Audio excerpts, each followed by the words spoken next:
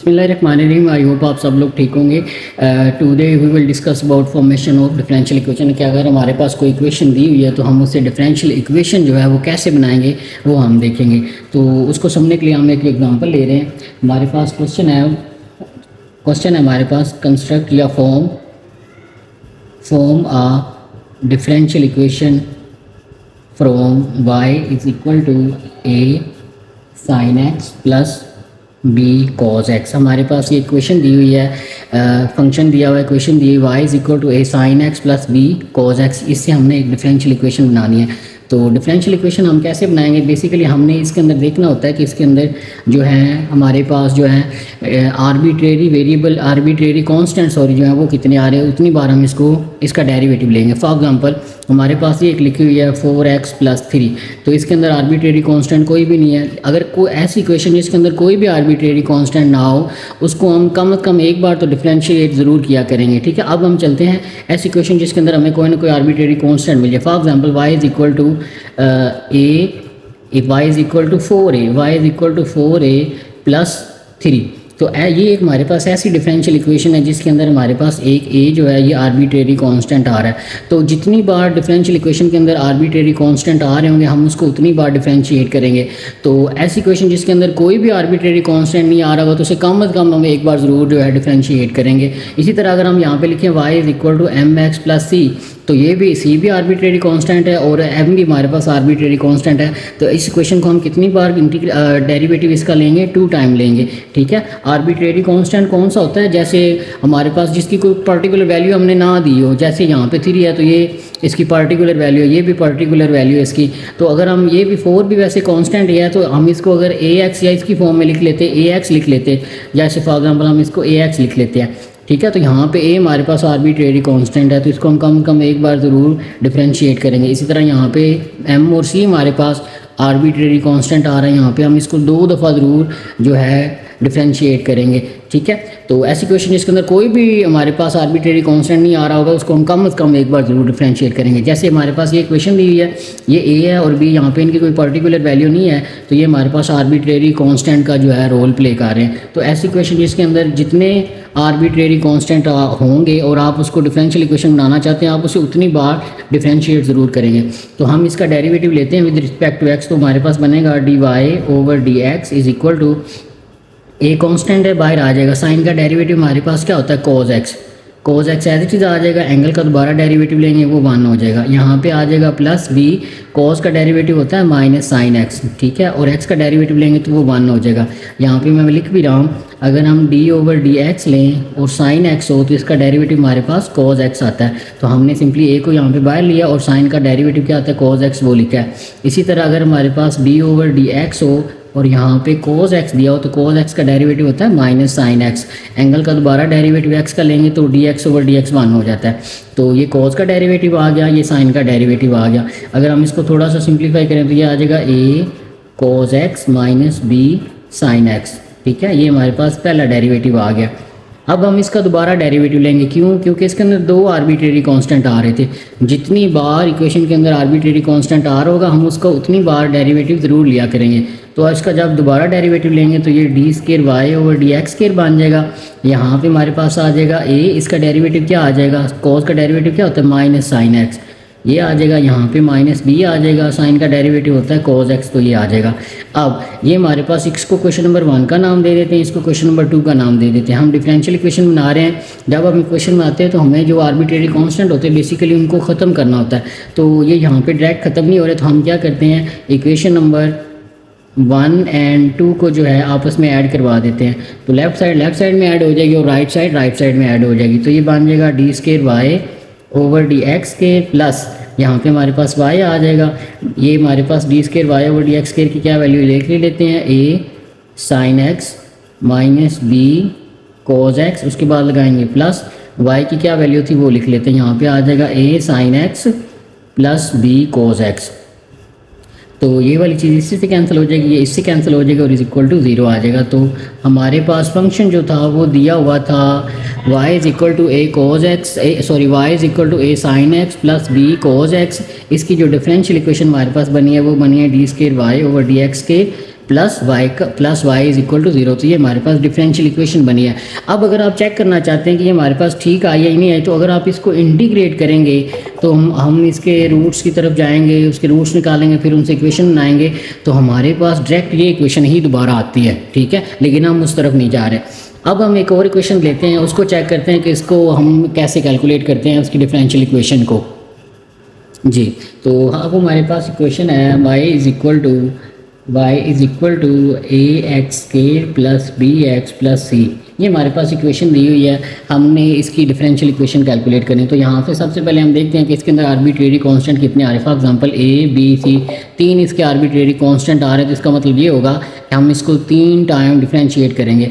तो first time इसको differentiate करते हैं, d y over d x लेते हैं, ए कांस्टेंट है, बाहर आ जाएगा। एक्स स्क्वायर का डेरिवेटिव क्या होता है, D over d x, x के ऊपर यहाँ पे पावर लगेगा, पावर शुरू में, पावर में से काम D x over d x 1 हो जाएगा।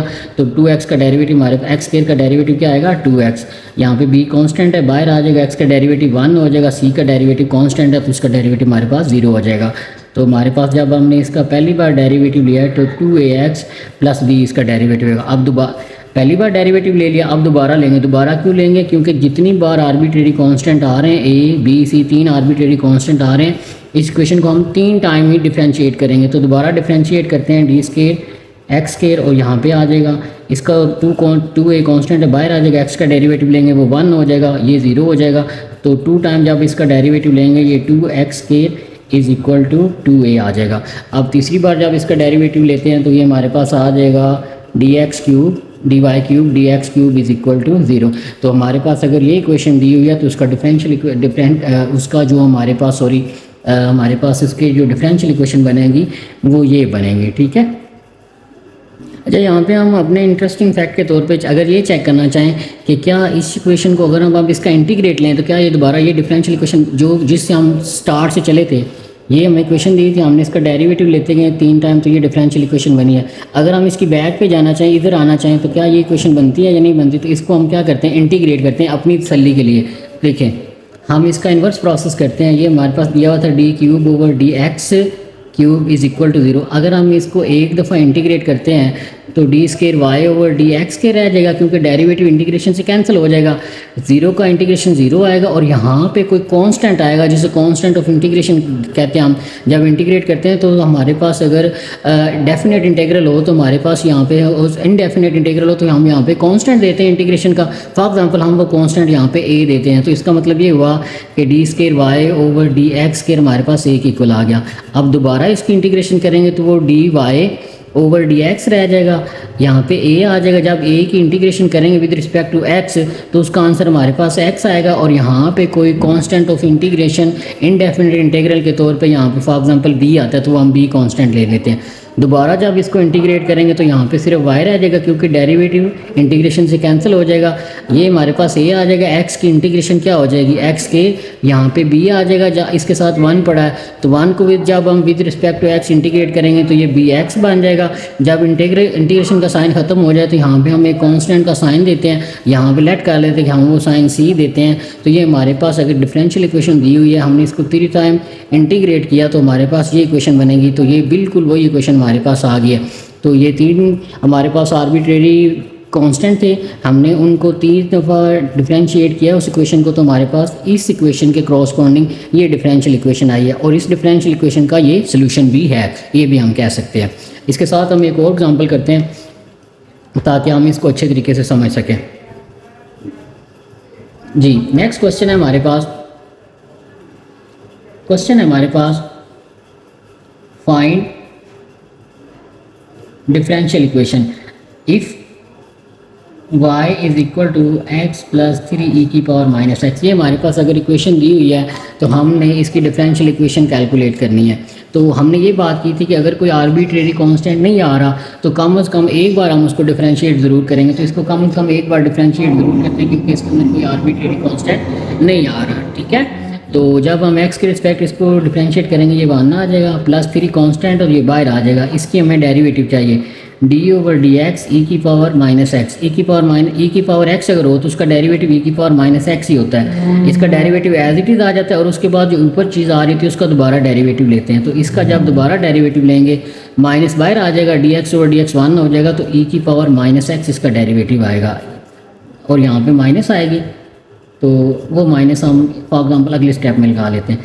जब इसका डेरिवेटिव लेंगे तो वो माइनस ई की पावर माइनस एक्स आएगा। तो d y over d x is equal to 1 minus 3 e की पावर माइनस एक्स आ गया। इसको क्वेश्चन नंबर 1 का नाम दे देते हैं, इसको क्वेश्चन नंबर 2 का नाम दे देते हैं। अब इन दोनों को ऐड करवा देते हैं, एडिंग 1 एंड 2।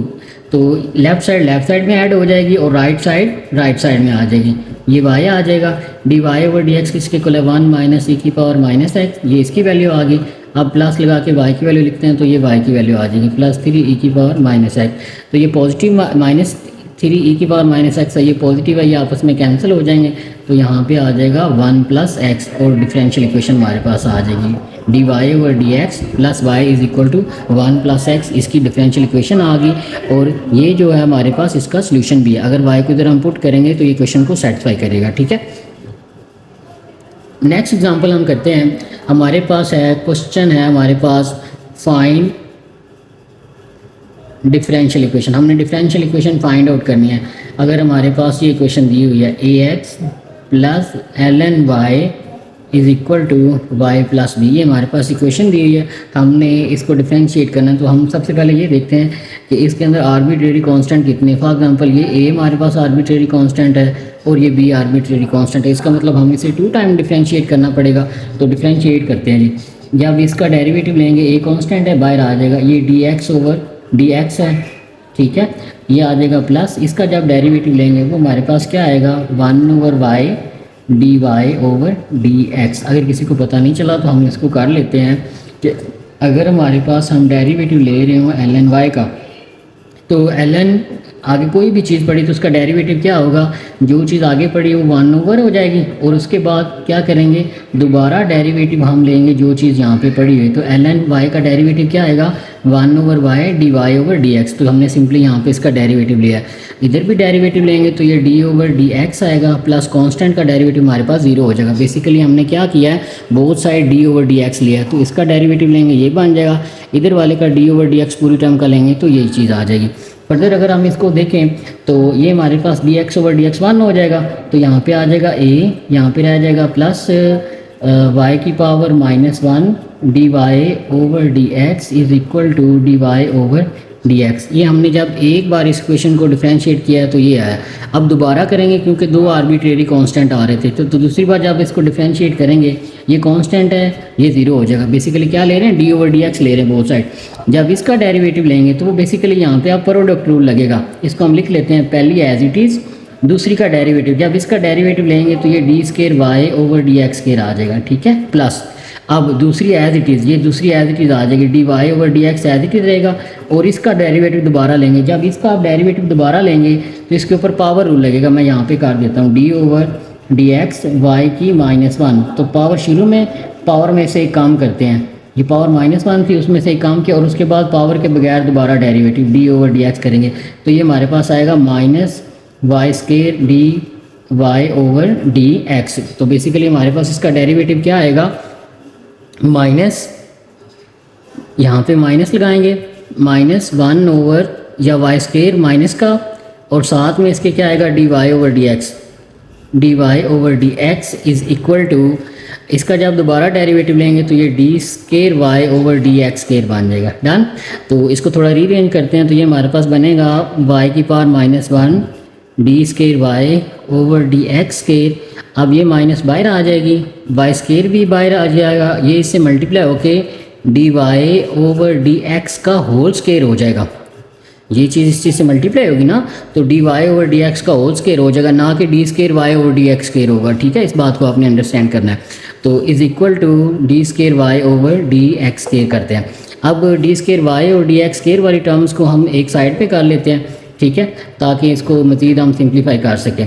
तो इसको कर लेते हैं। यहाँ पे हमारे पास ये वाली टर्म के साथ हमारे पास d square y over d x square आ रहा है, तो इसको एक बार इधर ही रहने देते हैं। इसको हम लिख सकते हैं -1 ओवर वाई स्केयर, ये नीचे आके वाई स्केयर आ जाएगा d y over d x का whole square is equal to, ये हमारे पास आ जाएगा d square y over d x square, ये इधर पॉजिटिव था उधर जाके माइनस हो जाएगा, तो ये आ जाएगा वाई माइनस वन और d square y over d x का स्केयर। अगर किसी ने ऐसे लिखना है तो भी ठीक है, अगर हम ये माइनस वन ओवर वाई लिखा तो इसको वन ओवर वाई यहाँ पे भी कर दें तो वो ऐसे भी लिख सकते हो, तो मैं इसको डायरेक्ट यहाँ पे वन ओवर वाई कर रहा हूँ।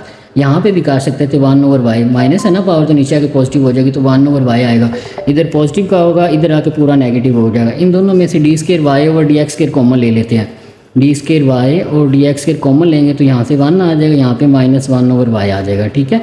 और यहाँ से हमारे पास क्या आ जाएगा minus one over y square d y over d x का होल स्केयर। अब इसको फर्दर थोड़ा अगर हम सिंप्लीफाई करें तो ये हमारे पास आंसर हमारे पास आ चुका है। इस पूरे को, ये पूरी हमारे पास माइनस में थी तो इसको इधर रहने देते हैं, इस पूरी टर्म को उधर लेके जाते हैं, तो ये हमारे पास आ जाएगा d square y over d x square into one minus one over y, ये माइनस का था उधर आके प्लस का हो जाएगा, y square d y over d x का whole square is equal to zero. Basically हमने क्या किया है, इस टर्म पूरी को उठा के दूसरी तरफ ले गए, या इधर रहने दी इसको उधर लेके आएंगे तो ये हमारे पास डिफरेंशियल इक्वेशन हमारे पास बन जाएगी। अगर हमारे पास ये इक्वेशन थी जिसके अंदर दो आर्बिट्रेरी कांस्टेंट थे तो हमने इसको 2 टाइम डिफरेंशिएट किया तो इसकी डिफरेंशियल इक्वेशन हमारे पास ये बनी है, ठीक है। आई होप तो आपको इसकी समझ आई होगी और आप अच्छे तरीके से इनको प्रैक्टिस करिएगा, इंशाल्लाह आपको अच्छे तरीके से आ जाएंगे। एक और एग्जाम्पल है, हम उसको भी डिस्कस कर लेते हैं।